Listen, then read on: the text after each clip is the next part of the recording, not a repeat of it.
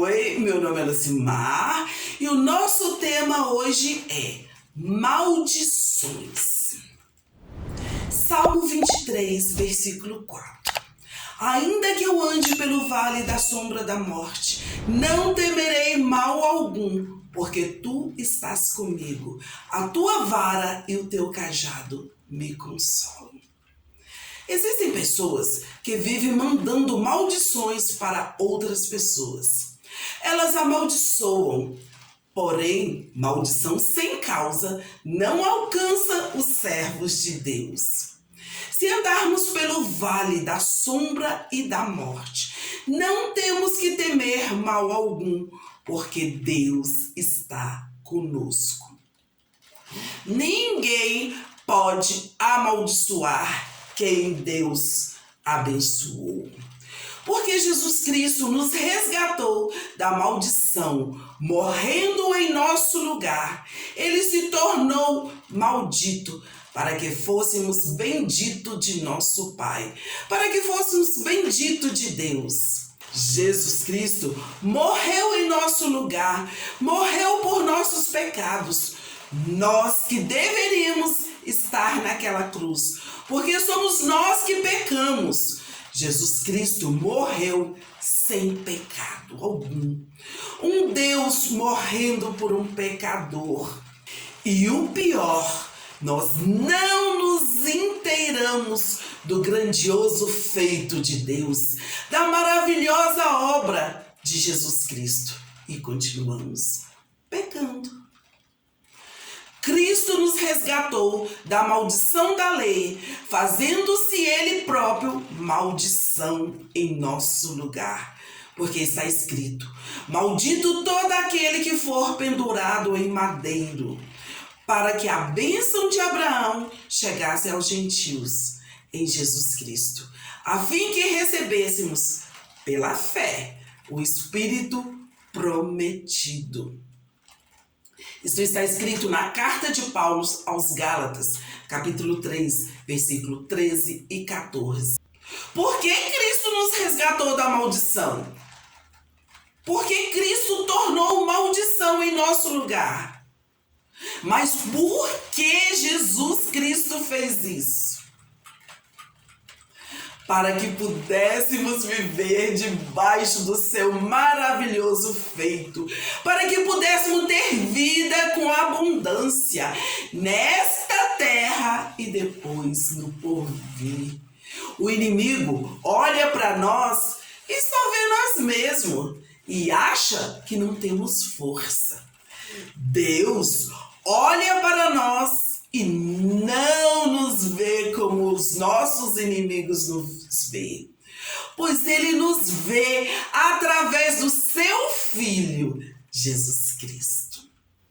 E Jesus Cristo nos capacita todos os dias. Jesus Cristo nos reveste todos os dias. Ele coloca sobre nós a sua armadura, porém, só sobre aqueles que o aceitam em espírito e em verdade. O inimigo olha para nós achando que não temos força, achando que não temos armas para lutar contra ele. O mundo acha que somos fracos, pouco inteligentes, que somos pobres, que somos sem força. Realmente, nós não temos armas mundanas, essas armas que o mundo oferece, mas temos as armas celestiais, que são eficazes para as batalhas. Temos as armas vindas direto do reino dos céus, que prevalecem em qualquer batalha. Temos poder vindo direto dos céus. E o nosso Deus nunca perdeu uma batalha. Então, o que temos em nossas mãos? Temos em nossas mãos o poder de Deus. Só precisamos estar sempre em obediência a Deus. e treinarmos a usar as armas que Ele nos concede todos os dias. E quais são essas armas? Em primeiro lugar, a Bíblia. Fazendo a leitura da Bíblia, a compreendendo, vivendo o que está escrito na Bíblia todos os dias. Somos fortes. Daí você me diz, eu leio a Bíblia e não entendo nada. E eu te respondo, ore antes de ler a Bíblia. Busque orientação, peça sabedoria, peça inteligência espiritual vinda direto dos céus. E o Espírito Santo de Deus entrará em contato com teu espírito e te revelará verdades bíblicas, verdades profundas, pois Deus tem prazer em se revelar a quem o busca em espírito e em verdade. Deus tem palavras inextinguíveis para revelar aos seus. Procure um lugar sossegado, ore e leia a Bíblia, e verás e entenderás as maravilhas de Deus. Procure uma igreja genuinamente cristã. Se sente, ouça os servos de Deus discorrendo sobre a palavra de Deus e aprenda. E disse o Espírito a Filipe, chega-te e ajunta-te a esse carro. E correndo Filipe, ouviu que lia o profeta Isaías e disse, entendes tu o que lês? E ele disse, como poderei entender se alguém me não ensinar? E rogou Filipe que subisse com ele e se assentasse. Se está escrito no livro de Atos dos Apóstolos, capítulo 8, versículo 29 a 31. É um relato sobre o eunuco de Cândace. Ele estava viajando, ele estava lendo a Bíblia e ele não entendia. Mas o próprio Espírito Santo de Deus comunicou com Filipe e falou, vá e explique para ele o que ele não está entendendo. Hoje, o Espírito de Deus faz a mesma coisa com você. Põe pessoas abençoadas do teu lado para te explicar o que você não entendeu na palavra de Deus. E mesmo você sozinho no seu quarto, o Espírito Santo comunica com o teu espírito e te explica. E te revela o que Deus quer falar com você através da palavra dele. A palavra de Deus fala que o servo de Deus, que maneja bem a Bíblia, aquele que lê e entende o que está escrito, aquele que vive as suas palavras, tem uma arma poderosa nas mãos. E essa arma é a Bíblia Sagrada, lida, não fechada, não aberta em um salmo e deixado para empoeirar. A palavra de Deus, lida, vivida, é a maior arma contra qualquer maldição que te lançares. Em segundo lugar, a oração. Antes de fazer qualquer coisa, antes de decidir qualquer coisa, é bom que nós conversemos com Deus. É bom que nós nos orientemos com Deus, com o nosso Deus. É bom que nós supliquemos sua orientação. É bom que nós busquemos o seu favor em tudo, para que tudo que formos fazer seja realizado conforme a vontade de Deus. Antes de irmos para qualquer batalha, antes de comprarmos qualquer coisa, antes de vendermos qualquer coisa, antes de tomarmos qualquer decisão, é bom falarmos com nosso Pai Celeste para sabermos a vontade dele em nossas vidas. Os nossos inimigos pensam que estamos sozinhos. Mas nós não somos órfãos. Nós temos um Pai. Deus é nosso Pai. Nós temos um irmão, Jesus Cristo. Nós temos companheiro de viagem. Ele habita dentro de nós. O Espírito Santo de Deus. Nunca estamos só. Deus, o nosso Pai, Ele cuida de seus filhos. E Jesus nos prometeu que nunca nos deixaria só. Se me amais, guardai os meus mandamentos. E eu rogarei ao Pai, e Ele vos dará outro Consolador, para que fique convosco para sempre. O Espírito de verdade, que o mundo não pode receber, porque não o vê, nem o conhece. Mas vós o conheceis, porque habita convosco e estará em vós. Não vos deixarei órfãos, voltarei para vós. Isso está escrito no Evangelho segundo João, capítulo 14, versículo de 15 a 18. O inimigo nos vê frágil, sozinhos, e nos menospreza. As pessoas que não entendem a palavra de Deus nos vê frágil, nos vê pobre, nos menosprezam, acham que nós somos pouco inteligentes. Mas Deus sempre está conosco todos os dias da nossa vida.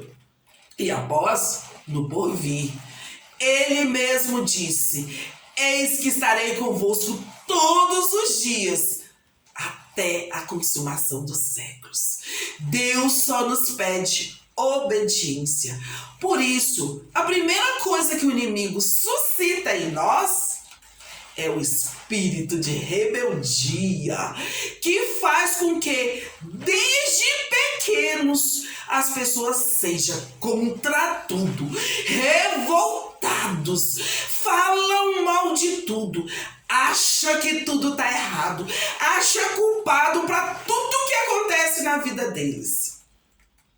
Isso é espírito de rebeldia, colocado direto do inferno no coração das pessoas, para que elas sejam inconstantes, para que elas sejam revoltadas, para que elas detestem tudo que venha de Deus, o culpando por tudo. E isso é uma maldição, pois vai destruindo as pessoas de dentro para fora, vai estourando toda a vida da pessoa, vai estourando seus relacionamentos, sua vida financeira, sua vida profissional, tirando elas do caminho estreito de obediência, cheio de restrição, para o bem de cada um. O inimigo as leva para o caminho largo, sem restrição alguma, cheios de prazeres. E após, sejam sozinhos. E os mesmos prazeres desse mundo que as alegravam acabam sucumbindo com as pessoas que afogam neles. Nós nos amaldiçoamos quando desobedecemos nosso Deus. Mas Deus é misericordioso. Se resolvermos voltar para Ele, Deus estará de braços abertos nos esperando, como aquele pai do filho pródigo. Ele faz conosco como aquele pai fez. Ele nos recebe, ele nos abraça, coloca sandálias nos nossos pés, coloca um anel de aliança eterna em nosso dedo. Ele nos ama, ele nos quer sempre perto dele. Jesus, ele nos quer bem, cheios de vida com abundância.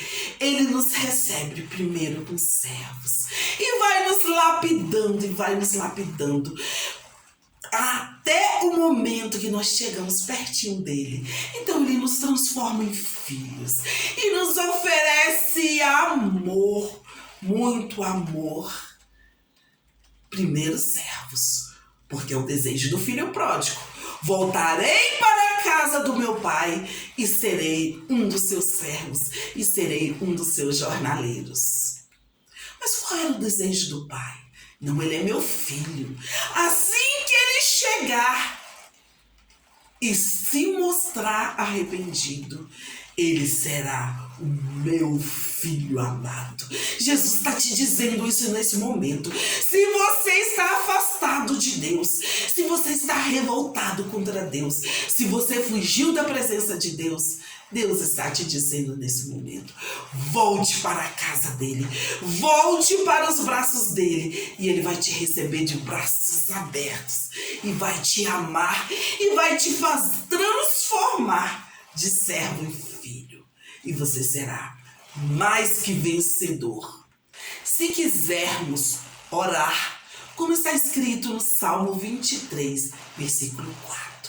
Ainda que eu ande pelo vale da sombra da morte, não temerei mal algum, porque tu estás comigo, a tua vara e o teu cajado me consola. Se quisermos viver livre de maldições, se quisermos sair ileso do vale da sombra da morte, se quisermos passar pelos vales que somos obrigados a passar, sem temer mal algum, com a certeza que Deus está conosco, com a certeza que a vara de Deus está ali para nos proteger e que o cajado de Deus está ali para nos consolar, precisamos, em primeiro lugar, obedecer a Deus. Precisamos estudar a palavra de Deus, a Bíblia. Precisamos congregar em uma igreja genuinamente cristã, ter comunhão. Precisamos nos arrepender de nossos pecados, pedir e receber perdão. Precisamos limpar nossos corações, limpar nossas mentes de todo o mal. Precisamos viver no caminho estreito, viver a vida com Jesus Cristo como único e suficiente Salvador. Que Deus te conceda a paz.